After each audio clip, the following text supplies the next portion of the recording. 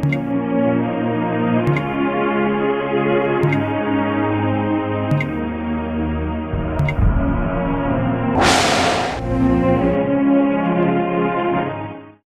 কৰ্ম 12 অধ্যায়ৰ 12 পদৰ পৰা আৰম্ভ কৰি 17 পদলৈকে। পাছে তেওঁ বিবেচনা কৰি মাৰ্ক নামেৰে প্ৰখ্যাত হোৱা যি জোহন তেওঁৰ মাক মৰিয়মৰ ঘৰলৈ গ'ল। তাত অনেকে গোট খাই প্ৰাৰ্থনা কৰি আছিল। পিতৰে বাহিৰৰ দুৱাৰত টুকুৰিয়ালত ৰোদা নামেৰে বেটী এজনীয়ে শুনিবলৈ আহিল। তাতে পিতৰৰ মাত বুজি আনন্দ হোৱাৰ কাৰণে দুৱাৰ নেমেলি ভিতৰলৈ লৰি গৈ পিতৰ দুৱাৰমুখত থিয় হৈ আছে বুলি ক'লেগৈ। তাতে তেওঁলোকে ক'লে, তই বলিয়া হৈছ। কিন্তু তাই দৃঢ়কৈ ক'লে, সঁচা আছে হয়। তাতে তেওঁলোকে ক'লে, তেনেহ'লে সেইজন তেওঁৰ দূত। কিন্তু পিতৰে দুৱাৰত টুকুৰিয়াই আছিল। পাছে তেওঁলোকে দুৱাৰ মেলি তেওঁক দেখি বিস্ময় মানিলে। তেতিয়া তেওঁলোকে নিজম দি থাকিবলৈ তেওঁ হাত তাৰবাৰ কৰি প্ৰভুৱে কেনেকৈ তেওঁক বন্দীশালৰ পৰা বাহিৰ কৰি আনিলে তাৰ বৃত্তান্ত তেওঁলোকৰ আগত বৰ্ণনা কৰিলে আৰু ক'লে, তোমালোকে জাকুব আৰু ভাইবিলাকক এই সংবাদ দিবা। আৰু তেওঁ ওলাই আন ঠাইলৈ গুচি গ'ল। বৰ ভাল মহিলা, মণ্ডলীও বৰ ভাল সংস্কৃতি। আচলতে এই বৰ ভাল মহিলাসকল কোন? আদি মণ্ডলীটো জেৰুচালেমত হ'ব পাৰে, কৰিন্থিয়াতো হ'ব পাৰে, ইফিছতো হ'ব পাৰে, নাইবা বিভিন্ন স্থানত মাতৃমণ্ডলীবিলাক ক'ত গোট খাইছিল বাৰু? তেওঁলোকে কেতিয়া গোট খাইছিল আৰু কেনেকৈ গোট খাইছিল? তেওঁলোকে কেনেকৈ প্ৰাৰ্থনা কৰিছিল? ঈশ্বৰৰ পৰিচৰ্যাত, মণ্ডলীৰ পৰিচৰ্যাত পুৰুষসকলৰ কি কাম আছিল আৰু মহিলাসকলৰ কি কাম আছিল? ঈশ্বৰে কাক কেনেকৈ মনোনীত কৰিছিল আৰু কেনেকৈ ব্যৱহাৰ কৰিছিল, সেই গুৰুত্বপূৰ্ণ বিষয়বোৰ আপোনালোকৰ আগলৈ আনিবলৈ ইচ্ছা কৰিছোঁ। সেইদিনা পিতৰক দুষ্ট হেৰোদে বন্দীশালত সুমুৱাই থৈছিল। যীশুখ্ৰীষ্টৰ জাকুব নামৰ এজন শিষ্যক বৰ নিৰ্দয়ভাৱে অন্যায়েৰে মাৰি পেলাইছিল। এইদৰে মাৰি পেলোৱাত যিহুদী লোকসকল সুখী হোৱা দেখি হেৰোদে শিষ্যসকলৰ মাজত প্ৰধান শিষ্যস্বৰূপ পিতৰক বন্দীশালত সুমুৱাই থলে। এইদৰে বন্দীশালত সুমুওৱাত বাইবেলে কৈছে মণ্ডলীয়ে বৰ আগ্ৰহেৰে, অতি শ্ৰদ্ধাৰে, আন্তৰিকতাৰে সৈতে পিতৰৰ উদ্ধাৰৰ কাৰণে প্ৰাৰ্থনা কৰি আছিল। জেৰুচালেমত থকা মণ্ডলীয়ে পিতৰৰ উদ্ধাৰৰ কাৰণে প্ৰাৰ্থনা কৰি আছিল। সেই মণ্ডলী ক'ত লগ হৈছিল, কেনেকৈ গোট খাইছিল? এই সকলো প্ৰশ্নৰ উত্তৰ হৈছে এগৰাকী মহিলা। কোন এই মহিলা? পাচনিৰ কৰ্ম 12 অধ্যায় 12 নম্বৰ পদ। পাছে তেওঁ বিবেচনা কৰি মাৰ্ক নামেৰে প্ৰখ্যাত হোৱা যি জোহন তেওঁৰ মাক মৰিয়মৰ ঘৰলৈ গ'ল। এয়া কি? পিতৰ যেতিয়া বন্দীশালত আছিল তেতিয়া মণ্ডলীয়ে একেলগে প্ৰাৰ্থনা কৰি আছিল আৰু ঈশ্বৰে সেই প্ৰাৰ্থনা শুনি অদ্ভুত ৰূপে পিতৰক ঈশ্বৰে বন্দীশালৰ পৰা উলিওৱাৰ পাছত বন্ধন যেতিয়া ছিঙি পেলোৱা হ'ল, বন্দীশালত থকা পিতৰে মুক্তি পাই গ'ল, তেতিয়া তেওঁ ক'লৈ গৈছিল জানেনে? এখন ঘৰলৈ গ'ল। কাৰ ঘৰলৈ গৈছিল জানেনে? মৰিয়ম নামৰ এগৰাকী মহিলাৰ ঘৰলৈ গ'ল। কিয় গৈছিল? এগৰাকী মহিলাৰ ঘৰলৈ পিতৰ কিয় যাব লগা হৈছিল? অনুগ্ৰহ কৰি শুনক। সৰ্বপ্ৰথমে সেই মহিলাগৰাকী ধনৱান আছিল আৰু দ্বিতীয়তে আত্মিক আছিল। সৰ্বপ্ৰথমে ধনৱান আছিল। পাচনিৰ কৰ্ম 4 অধ্যায়ৰ 36 আৰু 37 পদ। আৰু যোচেফ, যিজনক পাচনিবিলাকে বাৰ্নবা অৰ্থাৎ সান্তনাৰ পুতেক নাম দিছিল, যিজন লেবিয়া আৰু জাতিতে কুপ্ৰিয়া, তেওঁৰ এডোখৰ মাটি আছিল। তেওঁ সেই মাটি বেচি তাৰ ধন আনি পাচনিবিলাকৰ চৰণত থলেহি। লিখিছে বাৰ্নবাৰ অলপ মাটি আছিল, সম্পত্তি আছিল। তেওঁ ধনী আছিল। তেওঁৰ মাটিখিনি বেচি তেওঁ কি কৰিছিল? ধন আনি পাচনিবিলাকৰ চৰণত থলেহি। তেওঁৰ যি মাটি আছিল সেয়া বেচি প্ৰভুৰ পৰিচৰ্যাৰ বাবে দি দিলে। তিনিজন লোকৰ বিষয়ে মই ক'ব বিচাৰিছোঁ। সৰ্বপ্ৰথমে মৰিয়ম, আৰু দ্বিতীয়তে বাৰ্ণবা, আৰু তৃতীয়তে মাৰ্ক। এওঁলোকৰ বিষয়ে আমি দেখিছোঁ। বাৰ্ণবা কোন আছিল বুলি ক'লে এই মৰিয়মৰ সম্বন্ধীয় আছিল। কলচীয়া পত্ৰৰ 4 অধ্যায়ৰ 10 নম্বৰ পদ। মোৰ লগৰ বন্দিয়াৰ আৰিষ্টাৰ্খ আৰু বাৰ্ণবাৰ কুটুম্ব মাৰ্ক, এওঁলোকে তোমালোকক মংগলবাদ কৰিছে। মাৰ্ক আৰু বাৰ্ণবা কুটুম্ব আছিল। তাৰ মানে মৰিয়ম আৰু বাৰ্ণবা কুটুম্ব আছিল। কাজিন ব্ৰাদাৰ বুলি যে কোৱা হয়। বাৰ্ণবা মৰিয়মৰ কাজিন আছিল। হয়তো সেই বাৰ্ণবাৰ দেউতাক আৰু মৰিয়মৰ দেউতাক দুয়ো ভাই আছিল, বৰ ওচৰ সম্বন্ধীয় আছিল। এই বিষয়বোৰ মই আপোনাক কোৱাৰ কাৰণ হৈছে মৰিয়ম ধনৱান আছিল। সেইকাৰণে তেওঁৰ ঘৰ বহুত ডাঙৰ আছিল। কিমান ডাঙৰ ঘৰ আছিল মানে সেইদিনা জেৰুজালেমত যেতিয়া মণ্ডলীয়ে প্ৰাৰ্থনা কৰি আছিল, অলপ আগতে যে পঢ়িছিলোঁ, সেই মণ্ডলী ক'ত গোট খাইছিল জানেনে আপুনি? মৰিয়মৰ ঘৰত। তাৰমানে জেৰুজালেমত থকা মণ্ডলীটো গোট খোৱা ঠাইখন হৈছে মৰিয়মৰ ঘৰত। মণ্ডলী একগোট খাইছিল। মৰিয়ম ধনৱান আছিল আৰু লগতে আত্মিকো আছিল। সাধাৰণতে আমি এটা সত্য জানো যে কিছুমান লোকৰ জীৱনত ধন থাকিলে তেওঁলোকৰ ভাল গুণ নাথাকে, আৰু কিছুমান লোকৰ ভাল গুণ থাকে কিন্তু ধন নাথাকে। কিছুমান লোকত আত্মিকতা থাকিলেও সম্পত্তি নাথাকে, আৰু সম্পত্তি থাকিলে কওকচোন আত্মিকতা নাথাকে। গতিকে আজি আপোনাৰ অৱস্থা কেনেকুৱা ভাবকচোন। ব্ৰাদাৰ, মোৰ ব্যৱসায়ত যেতিয়ালৈকে মোৰ উন্নতি হোৱা নাছিল তেতিয়ালৈকে মই আত্মিক আছিলোঁ। চাকৰিটো পোৱাৰ আগলৈকে মই বৰ আত্মিক আছিলোঁ ব্ৰাদাৰ। ঘৰ বনোৱাৰ আগতে, গাড়ীখন কিনাৰ আগতে, সেই ভেঞ্চাৰ পেলোৱাৰ আগতে, সেই প্ৰমোচনটো পোৱাৰ আগতে মই বৰ আত্মিক আছিলোঁ ব্ৰাদাৰ। যেতিয়াই সেই প্ৰমোচনটো পাই গ'লোঁ, যেতিয়াই ব্যৱসায়ত লাভ হ'বলৈ ধৰিলে, যেতিয়া পইচা অলপ বেছি পাবলৈ মই আৰম্ভ কৰিলোঁ, নাজানো কিয় ঈশ্বৰৰ পৰা দূৰ হৈছোঁ ব্ৰাদাৰ। হয়নে নহয়? আমাৰ মাজৰ বহুতো লোকৰে দুৰ্বলতা হৈছে ঈশ্বৰৰ পৰা যেতিয়াই আশীৰ্বাদ পাবলৈ ধৰে, ঈশ্বৰৰ প্ৰতি ধৰুৱা হৈ কৃতজ্ঞ মনেৰে জীয়াই থকাৰ সলনি নাজানো কিয় ঈশ্বৰৰ পৰা দূৰ হৈ যায়। সাৱধান প্ৰিয়সকল, যদি আপুনি পোৱা আশীৰ্বাদবোৰেই, আপুনি পোৱা সুস্বাস্থ্যই, আপোনাৰ যি অধিকাৰ আছে সিয়েই, আপোনাৰ যি সৌন্দৰ্য আছে সেয়াই যদি আপোনাক ঈশ্বৰৰ পৰা দূৰ কৰি আছে, তেন্তে তাক আপোনাৰ পৰা দূৰ কৰিবলৈ ঈশ্বৰক এক মুহূৰ্তও নালাগে। আপুনি লাভ কৰা আশীৰ্বাদবোৰৰ কাৰণেই আপুনি ঈশ্বৰৰ পৰা দূৰ হৈ আছে যদি আপোনাক দূৰ কৰি নিয়া সেয়া অধিকাৰ হ'ব পাৰে, আশীৰ্বাদো হ'ব পাৰে, সা সম্পত্তি হ'ব পাৰে, সৌন্দৰ্যও হ'ব পাৰে। এইবোৰক দূৰ কৰিবলৈ ঈশ্বৰক এক মুহূৰ্তও নালাগে। ইয়ুবৰ নিচিনা ধাৰ্মিক ব্যক্তিজনকো যেতিয়া ঈশ্বৰে পৰীক্ষা কৰিলে, আৰু তেওঁৰ যেতিয়া পৰীক্ষা কৰিছিল তেতিয়া তেওঁৰ যি আছিল সকলো এদিনতেই হেৰুৱালে।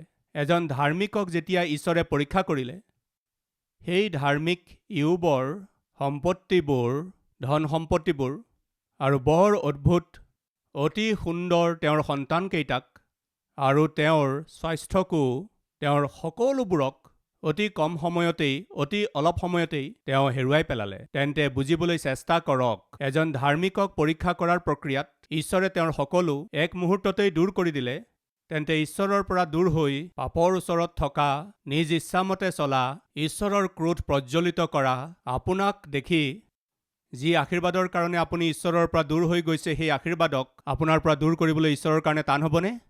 এবাৰ চিন্তা কৰি চাওকচোন। এজন ধাৰ্মিকক পৰীক্ষা কৰাৰ প্ৰক্ৰিয়াত ঈশ্বৰে তেওঁৰ যি আছিল সকলোবোৰ লৈ ল'বলৈ যদি অনুমতি দিছিল, তেন্তে আপোনাৰ বিষয়ে কি একা? সাৱধান প্ৰিয়সকল, যেতিয়া ঈশ্বৰে আপোনাক আশীৰ্বাদ দিছে তেন্তে সেই আশীৰ্বাদক আপোনাৰ আত্মিকতা বৃদ্ধি কৰিবলৈ ব্যৱহাৰ কৰক। মৰিয়ম ধনৱান আছিল, তেওঁৰ সা সম্পত্তি আছিল। বাৰ্ণবা ধনবান আছিল, সম্পন্ন লোক আছিল। এওঁলোক দুয়ো কুটুম্ব আছিল। এই দুয়ো ধনবান লোক ইজনে আনজনৰ সম্বন্ধীয় আছিল। কিন্তু জেৰুচালেমত পিতৰৰ দ্বাৰাই কৰা শুভবাৰ্তা প্ৰচাৰৰ কাৰণে নিজৰ জীৱন খ্ৰীষ্টক শোধাই দিছিল আৰু উদ্ধাৰ পালে। উদ্ধাৰ পোৱাৰ পাছত তেওঁলোকে কি কৰিছিল জানেনে? তেওঁলোকৰ তেওঁলোকৰ ধন সম্পত্তিবোৰ পৰিচৰ্যাৰ কাৰণে বয় কৰিছিল। সিফালে বাৰ্ণবাই নিজৰ মাটি বিক্ৰী কৰি শুভবাৰ্তা পৰিচৰ্যাৰ কাৰণে আনি পাচনিবিলাকৰ চৰণত থলেহি আৰু মৰিয়মে নিজৰ সেই ডাঙৰ ঘৰটো প্ৰভুৰ মণ্ডলীৰ কাৰণে প্ৰাৰ্থনা কৰিবৰ কাৰণে নিজৰ ঘৰৰ দুৱাৰ খুলি দিছিল। মোৰ ঘৰ সকলো লোকৰ কাৰণে প্ৰাৰ্থনাৰ ঘৰ কোৱা হ'ব। সেইদিনা জেৰুচালেমত তেওঁ এজনী বৰ ভাল মহিলা আছিল। তেওঁ কি কৰিছিল জানেনে প্ৰিয়সকল? নিজৰ ঘৰখনক প্ৰাৰ্থনাগৃহ হিচাপে কৰি তুলিলে। নিজৰ ঘৰখনকেই প্ৰাৰ্থনা কৰাৰ স্থান হিচাপে গঢ়ি তুলিলে। বহুতো লোকে তেওঁৰ ঘৰলৈ আহি প্ৰাৰ্থনা যাতে কৰিব পাৰে, প্ৰভুৰ স্তুতি যাতে কৰিব পাৰে, প্ৰভুৰ আগত যাতে প্ৰাৰ্থনা কৰিব পাৰে, তাৰ বাবে দুৱাৰ মেলি দিছিল। সেইকাৰণেহে মণ্ডলী মৰিয়মৰ ঘৰত একগোট হৈ পিতৰৰ উদ্ধাৰৰ কাৰণে প্ৰাৰ্থনা কৰি আছিল। প্ৰিয় ভাই ভনীসকল, সেই মহিলা ধনবান আছিল। কেনেকৈ জানিব পাৰোঁ আমি? তেওঁলোকৰ ধন সম্পত্তিৰ কাৰণে জানিব পাৰোঁ। তেওঁ কি কৰিছিল? সেই ধনবান মহিলাগৰাকী তেওঁ আত্মিকো আছিল। তেওঁৰ সম্পত্তি মানে তেওঁৰ ঘৰখনক ঈশ্বৰৰ গৃহ হিচাপে গঢ়ি তুলিছিল। তেওঁৰ ঘৰত প্ৰাৰ্থনা কৰিব পৰা ঠাই কৰি তুলিলে। বহুতো লোকে যাতে প্ৰাৰ্থনা কৰিব পাৰে তেনেকুৱা সুযোগ দিলে। আজিকালি তেনেকুৱা পৰিৱেশ আমাৰ ঘৰবোৰত আছেনে বাৰু? কিমানে বাৰু ক'ব পাৰিব? যিখন ঘৰত আমি থাকোঁ সেইখন ঈশ্বৰলৈ প্ৰাৰ্থনা কৰা ঘৰ বুলি কিমানে ক'ব পাৰিব? মোৰ ঘৰখন প্ৰাৰ্থনাৰ ঘৰ, মোৰ ঘৰখন আৰাধনা কৰা ঘৰ, বহুতো লোকে একেলগে মিলি প্ৰাৰ্থনা কৰা ঘৰ। সেইদিনা সেই আত্মিক মহিলাগৰাকীয়ে নিজৰ ঘৰখনক প্ৰভুৰ ভৱন হিচাপে গঢ়ি তুলিলে। বহুতো লোকে আহি সেই ঘৰত যাতে প্ৰাৰ্থনা কৰিব পাৰে তেনেকুৱা সুযোগ তেওঁ দিলে। জেৰুচালেমত সেই সময়ত মণ্ডলী মৰিয়মৰ ঘৰতেই একগোট হৈছিল। মৰিয়ম ভাল মহিলা আছিল। তেওঁ নিজৰ ধন সম্পত্তি আত্মিকতাক বহুতো লোকৰ কাৰণে আশীৰ্বাদ স্বৰূপে গঢ়ি তুলিলে। সেই মৰিয়মৰ এজন পুতেক আছিল আৰু তেওঁৰ নাম মাৰ্ক আছিল। কোন আছিল? মাৰ্ক আছিল। এই মাৰ্ক নামৰ ল'ৰাজনে তেওঁৰ ঘৰত মণ্ডলী একলগ হৈ আৰাধনা কৰি থকা দেখি থাকিছিল, বা হয়তো চাফ চিকুণ কৰিছিল, বা কঠ পাৰি দিছিল, বা হয়তো কোনো কোণাত বহি থাকিছিল। কি কৰিছিল নাজানো, কিন্তু ঘৰতেই মণ্ডলী একলগ হয়, ঘৰতেই প্ৰাৰ্থনা হয়। প্ৰিয়সকল, নাজানো তথাপিও কিয় এই মাৰ্কৰ জীৱনত একো পৰিৱৰ্তন সাধন হোৱা নাছিল। এই মাৰ্কৰ আত্মিক জীৱনত কোনো ধৰণৰ উন্নতি হোৱা নাছিল। আজি আমাৰ মাজত কোনোবা আছে নেকি? ব্ৰাদাৰ, আমাৰ ঘৰত প্ৰাৰ্থনা হয়।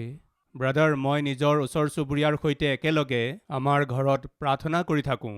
ঘৰৰ সকলো কাম হোৱাৰ পাছত, স্বামী চাকৰিলৈ যোৱাৰ পাছত আমি সকলো একেলগে প্ৰাৰ্থনা কৰোঁ।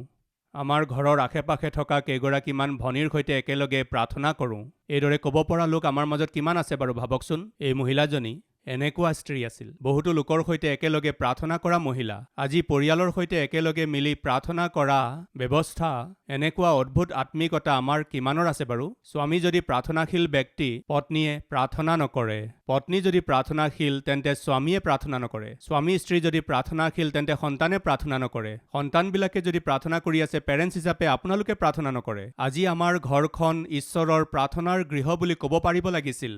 কিন্তু কিয় সেইখন শয়তানৰ নিবাসস্থান হৈ পৰিছে? খ্ৰীষ্ট আপোনাৰ ঘৰত নথকাৰ কাৰণেইতো। খ্ৰীষ্টৰ সৈতে প্ৰাৰ্থনা কৰাৰ স্বভাৱ, ব্যক্তিত্ব আৰু আত্মিকতা আপোনাত নথকাৰ কাৰণেইতো প্ৰিয়সকল সেইদিনা সেই ঘৰত ঈশ্বৰ আছিল। সেইকাৰণে ঈশ্বৰৰ গৃহ হিচাপে, ঈশ্বৰৰ মন্দিৰ হিচাপে নিজৰ ঘৰ গঢ়ি তুলিলে। সেই সময়তেই মৰিয়মৰ এজন ল'ৰা আছিল, কিন্তু তাত কোনো আত্মিকতা নাছিল। তেওঁত আত্মিকতা নাছিল। আজি আমাৰ মাজত কোনোবা আছে নেকি?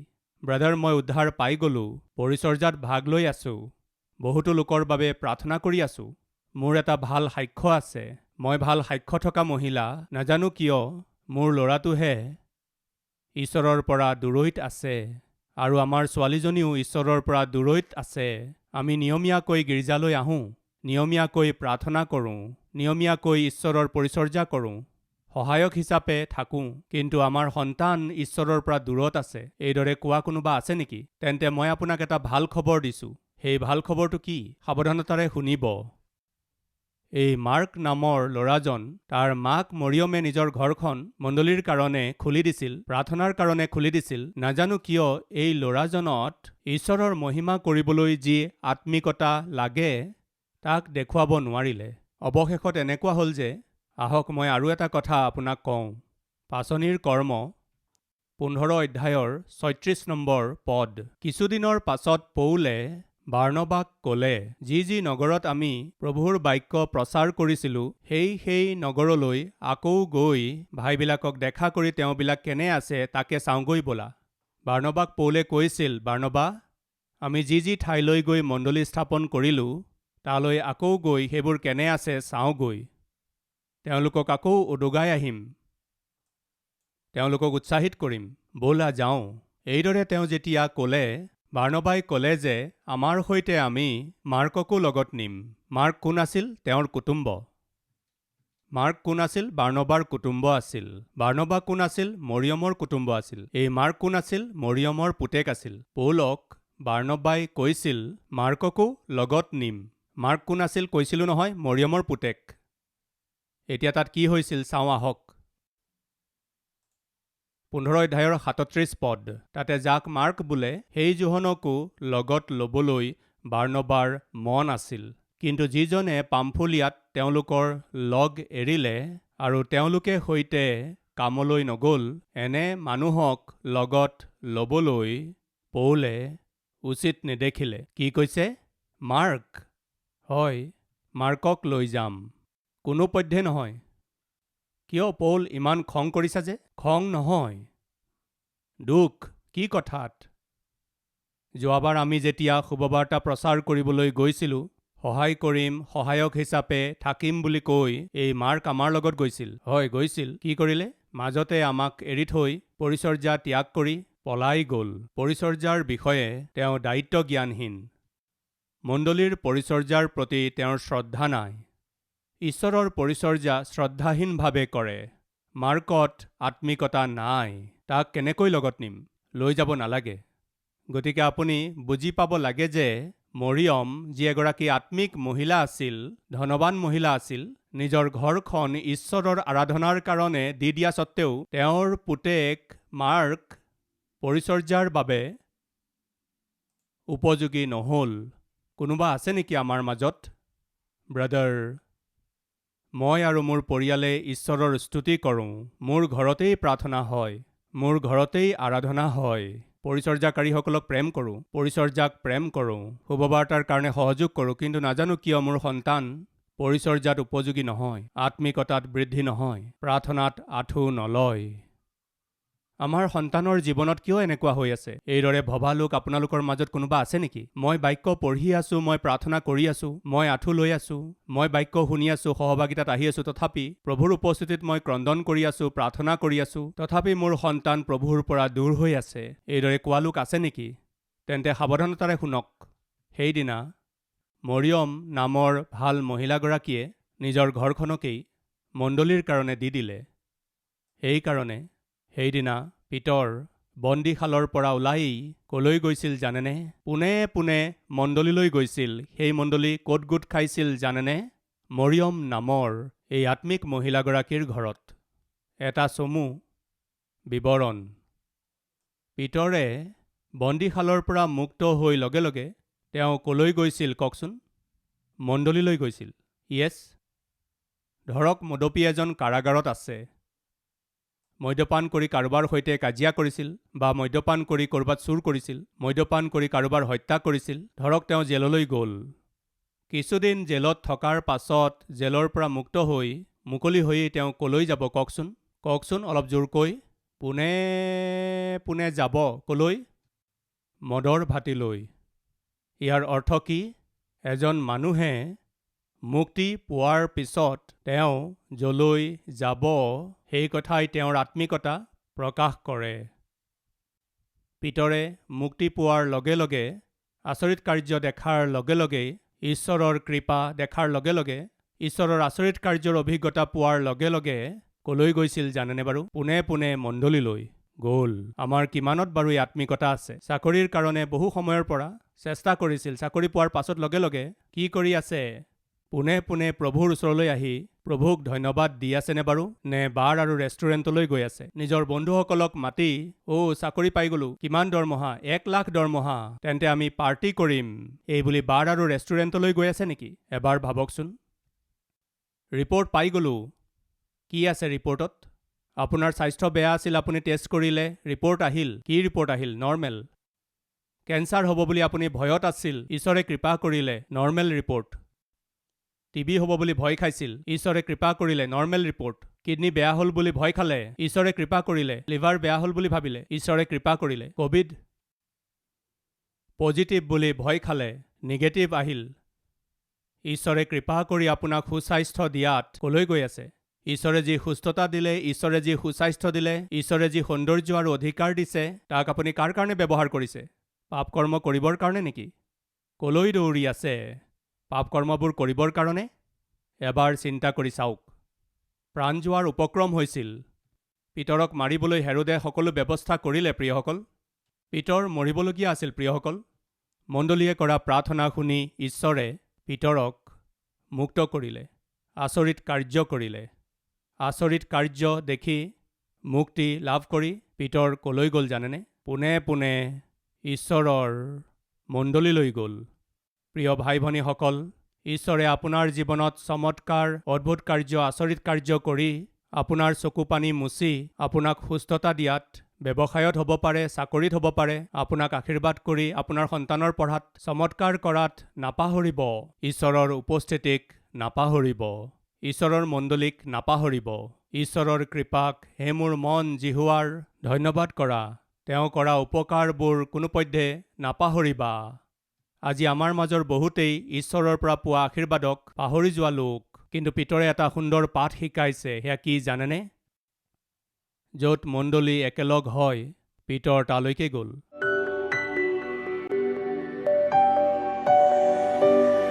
মহান পবিত্ৰ প্ৰেমময় পিতৃ ঈশ্বৰ, প্ৰাৰ্থনাৰ সহভাগী হোৱা প্ৰতিজনকে অতি স্পষ্ট আৰু পোনপটীয়াকৈ কথা ক'লে পিতৃ। এই মহিলাসকলে বহুতো লোকক ঈশ্বৰৰ ওচৰলৈ আনিবলৈ নিজৰ ঘৰখন মণ্ডলীৰ কাৰণে দি দিলে। ইফালে প্ৰিস্কিল্লা হ'ব পাৰে, সিফালে লুদিয়া হ'ব পাৰে, আৰু ইয়াত মৰিয়ম। এই তিনিও নিজ নিজ ঘৰক আৰাধনাৰ কাৰণে দি দিছিল, প্ৰাৰ্থনা কৰিবলৈ দি দিছিল, শুভবাৰ্তা প্ৰচাৰ কৰাৰ স্থান হিচাপে দি দিছিল। পিতৃ, অদ্ভুত মহিলা পিতৃ, আজি আমাৰ মণ্ডলীত এনেকুৱা মহিলাবিলাক থিয় হ'ব লাগে। নিজৰ ঘৰখনক মণ্ডলী হিচাপে, তেওঁলোকৰ পৰিয়ালৰ সদস্যসকলক মণ্ডলী হিচাপে, আপোনাৰ উপস্থিতিত প্ৰাৰ্থনা কৰা মণ্ডলী হিচাপে গঢ়ি উঠিব লাগে পিতৃ। প্ৰতিজনকে বাক্য অনুসৰি জীয়াই থকা পৰিয়াল হিচাপে, আপোনাৰ পৰিচৰ্যা কৰা পৰিয়াল হিচাপে, অধাৰ্মিকতাত নচলি, অধাৰ্মিকতাৰে সেৱা নকৰি, ধাৰ্মিকভাৱে চলি, ধাৰ্মিকভাৱে পৰিচৰ্যা কৰাৰ অনুগ্ৰহ দিয়ক। যীশুৰ নামত মাগিছোঁ পিতৃ, আমিন।